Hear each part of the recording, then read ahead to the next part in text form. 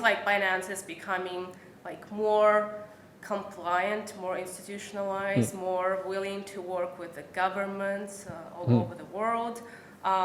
And you recently helped the UK police to bust a criminal. Yeah. Can you talk about that? Was that criminal using Binance? How were you involved? Okay, sure. So there's a couple of different points there. I think number one is there's a very common misconception thinking that Binance is kind of an outlaw. We don't work with compliance. We don't work with law enforcement. That's a total misconception. So even from the very early days, we were very cooperative with every government, with every law enforcement agency, with every regulatory body. So Binance has always been very, very compliant. So I don't know where people get that perception from. It's just that we are selective of the jurisdictions we work with in the early days. So if a country says they don't want crypto exchanges to operate there, we will not touch that country. So we will move to a different country. So people think that's kind of we're against them. When we're not against them, we're actually fully cooperative with them. You were just evading them. We're not really evading. We're respectful of their rules, and so we go somewhere else to operate. But with law enforcement, it's a very different story. From the very beginning of Binance, we were very cooperative with every law enforcement agency in every country, even the countries we don't work in. So from the very early days, I remember when starting Binance, one day I got an email from an FBI agent, and was like, how do I handle this? I never handled that before. So I tried my best to work with the agent. We had a call. We understood what they want. We asked them how should we work with them, and they taught us how we should work with them. And and we want to work with them to catch bad players. So today, so on the UK case, actually I was not involved at all. I saw it when I basically saw the draft of the PR of the blog that was going out. So today, again, that's not my specialty. Working with, we have a compliance department. We have a sub-department of compliance that handles it. So they have a very strong way. They have a very good way to work with every law enforcement agency around the world. So people who do try to scam people, who do try to launder money through our platforms, whether they're involved in cryptocurrency or in the fiat world, we work with law enforcement. Can you talk about what happened with in the UK? So the guy was. To be honest, I don't know anything about that guy. I was not involved in that particular case. But typically, there's a few things that law enforcement will come to us with. Different countries use different wording.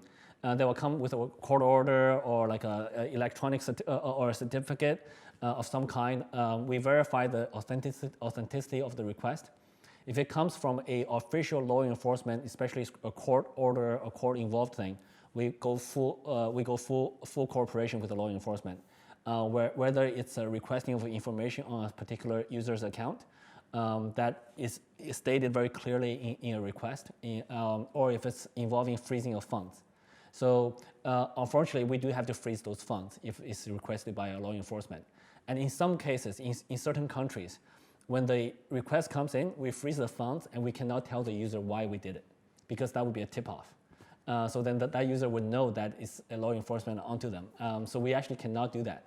So what we prefer to do is when the law enforcement comes, we freeze the funds, we give the funds to the law enforcement agency, whichever country they're in, and then we tell the user, go look, your funds are with that law enforcement agency, go chase them. So that way we don't get involved. So that's a standard practice that almost all exchanges do use, and I think that's a healthy way to sort of work together with law enforcement to crack down bad players. Yeah. You work in different jurisdictions, and some of them may use the criminal law in a, for example, to cramp down on dissidents. For example, there are various cases, people getting like their bank accounts blocked because of the reasons related to the ideas they defend, or maybe the protest action they participate with, and so on. How do you think about that in this context of crypto, and you being a very large player in this field? I think basically it's the same concept as any traditional centralized business, right? So doesn't matter what kind of business you're in. You got to in whichever country citizen you're serving, you have to be compliant with the local laws. And we actually have not had any politically sensitive cases. Most of the cases we have are like sort of pure theft type of cases, which are quite easy to address. But I think in general, I guess I don't know why that. I actually don't know why that is the case. I guess most people who are using crypto. So I guess if those guys are using cryptocurrencies, they're probably not using Bitcoin. They're probably using some much more anonymous cryptocurrency. So we actually don't get those kind of cases on our platform. Most of the cases we get are just actually novice thefts that we get. We get those a lot. So, but I think the philosophy is very simple, right? So, whichever country that you're servicing, you should abide by their local regulations, especially in terms of local law enforcement. I don't think there's any way to get around that. Yeah. Right. Even if the cases are political, you still have to comply. So far, we have not had to deal with that. I hope that those guys don't use us. Much better to use a decentralized exchange of some kind, use a privacy coin of some kind. Just don't bother us, I hope. But unfortunately, we're in the position that we don't have a choice. So it's not something that we decide. It's also not something that we take a stance on. Unfortunately, in that case, we can't. There's not much we can do. We have to be compliant with the law. Talking about the institutional investors, you have been recently, I think, quite interested in attracting institutional investors on your platform. Any statistics, maybe how much, how big is the part the institutional investors account for now? I think it's not over 50%, but it's quite a large number. I don't have the exact statistics because it actually varies from day to day. What we typically see is during high peak periods, institution traders trade more, and during like low peak periods, they trade less. I think for any platform, it's not purely retail and not purely institutional. What we see mostly happens when you have a large number of retail traders. The retail traders want ease of use, and then they want to just trade quickly. Whereas the large institutional traders, they look for very minute profits. They trade very often, but on each trade they make a small amount of money. So they are happy to provide liquidity for other people to trade. So for when the institutions sense there's a larger retail platform, they go there. Because the retail guys are less price sensitive, they're willing to trade, like say, half a basis point up or down. They just want to trade quickly, get the money out. To the institutional investors, that's how they make their small amounts each time. But they do provide the liquidity to the retail users. The retail users are not going to sit there all day providing liquidity. So the two attract each other. So we do have a relatively decent number of institutional investors, but in terms of number of accounts, they're much smaller in number. But in terms of trading volume, they are much higher proportional trading volume. So I would say probably around 30-40%. 30 or 40% of the volume of the users?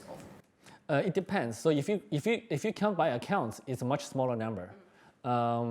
Percentage-wise, it's probably single-digit percentage-wise. In terms of trading volume, they are like mid to low, mid, sometimes even high double digits. Yeah, so it fluctuates. Yeah. In terms of amount, it can be more than 5%. In terms of volume, sorry. Yeah, in terms of volume, sometimes sometimes they go as high as like 80% in one day, but the next day they may drop it fluctuates. Yeah. Mm-hmm. And in the US, is it different? In the US, it's a little bit different. The Binance US actually don't have a lot of data on it, and it's also very new. So they've only been launched for like a few weeks, like 3 weeks maybe. So the institution signups are slow because the KYC process is much longer to going through all the corporate KYC. The documents are much you got a big stack of documents you got to go through.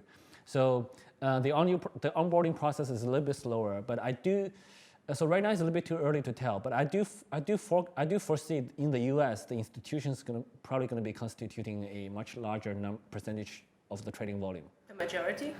I would guess eventually they should be the majority because U.S. is a very established institutional market. Yeah. And you expect them to come to Binance? I think so. I think those guys are very cost-driven, and those guys are very price-conscious. And Binance has by far the lowest fees in the U.S. Yeah. Okay. Any other plans of expansion in the world? We want to look for partners in every part of the world to get more fiat bridges or on-ramps into the crypto space. including like supporting local fiat directly on Binance.com, or issuing stable coins, or go through other integration methods. So yeah, so we are looking at a number of key markets, and we hope to be able to provide fiat services in all of those markets. What parts, like Asia, Latin America, Europe? It's like there's a very large number of countries. Like if I go through the list, it's going to be a long list, and also if I miss one, then they'd be pissed off. but I think in almost every part of the world, they're not specifically limited to Asia or even Europe or even Latin America. So in all parts of the world, we want to provide these services. So it really depends on our speed to work with to identify and work with local partners to get this on-ramps in. Yeah. Okay, thank you so much Thank you so much for this conversation. No worries, thank you so much. Yeah. Okay, thank you. Yeah.